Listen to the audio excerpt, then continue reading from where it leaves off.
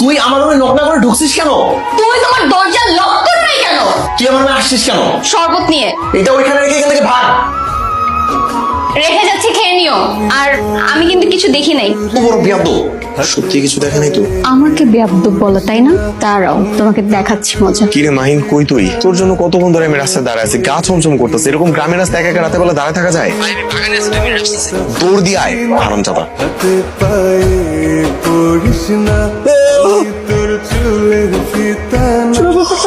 পেতনি আল্লাহ হাওলা হাওলা কোথা ইল্লা বিল্লাহ আল্লাহ পেতনি আবির বেরে কামড়াইতেছে। আরে মাহিনের বাচ্চা, আমি কেতনি না, আমি মেঘ। তুমি আবির বেরে কামড়াইতেছো কে? কামড়াইতেছিলাম না তো, আমি তো ভয় দেখাইতে গেছিলাম। এটা দেখে অজ্ঞান হয়ে যাচ্ছিস। আচ্ছা, এটা আসলে ধরে নিয়ে যাই বাড়িতে। আমি একলা পারবো না, ধরো আমার লাগে। ও পেছে যাও, ও পেছে ধরো।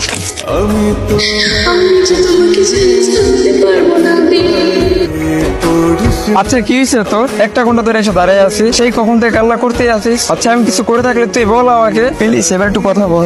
কান্না করবো না তো কি করবো? হ্যাঁ, তুই তো আমার রেখে কত দূরে চলে যাবে। তুই কি আমার ফিলিংস বুঝিস নাকি? তুই তো আমার ভালোই বাসিস না। আমি যে তোর সাথে থাকতে পারবো না। মেঘ প্লিজ এভাবে বলিস না। তুই কি চাস না বড় আমরা একসাথে সংসার করি? হ্যাঁ চাই তো, সেই কারণেই তো আমি তোকে আটকেতেছি। তুই যদি দূরে গিয়ে অন্য কোনো মেয়ের চক্করে পড়িস, যদি তুই আমাকে ভুলে যাস, আমার তো সেই ভয়টাই হয়। তুই কি চাস না আমি অনেক বড় হই, এসে সবাই আমাকে চিনি? হ্যাঁ চাই তো, কিন্তু তুই তো আমার বলছিলি বিয়ে করবি। পরে যদি এসে আমার বিয়ে না করিস? এতই যেহেতু সন্দেহ তাহলে বিয়েটা করেই যাই। সত্যি?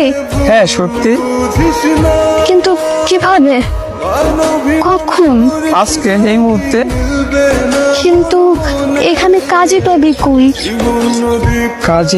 কাজই লাগবে না, আমরা দুজনে কবুল বললে আল্লাহ কবুল করে নিবে। কিন্তু সাক্ষী লাগবে না? আইডিয়া। কি আইডিয়া? আমরা প্রকৃতিকে সাক্ষী রেখে বিয়ে করবো। মানে? মানে বলতে আকাশ জমিন পাখি উপরে তো আল্লাহ আছে। ঠিক আছে। হ্যাঁ প্রকৃতি, হ্যাঁ আল্লাহ, তোমাকে সাক্ষী রেখে আমি আমার মেঘকে কবুল করে নিলাম।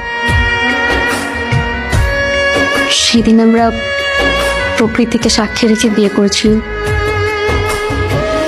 তোমার লাগে না? আমি কিন্তু ভুলে যাইনি। এক শোন, তখন আমি আর তুই দুজনে অনেক ছোট ছিলাম। ছোটবেলায় আমরা একটা ভুল সিদ্ধান্ত নিয়েছিলাম, নিজেদের মতো করে বিয়ের কথা বলে কবুল বলেছিলাম। ওগুলোকে ধরে বসে থাকা কোনো মানেই হয় না। তুই এগুলোকে ভুলে যা।